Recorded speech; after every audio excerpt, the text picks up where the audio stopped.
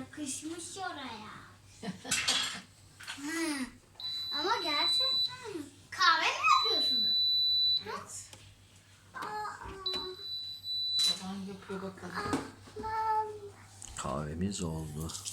Bol köpüklü. YouTube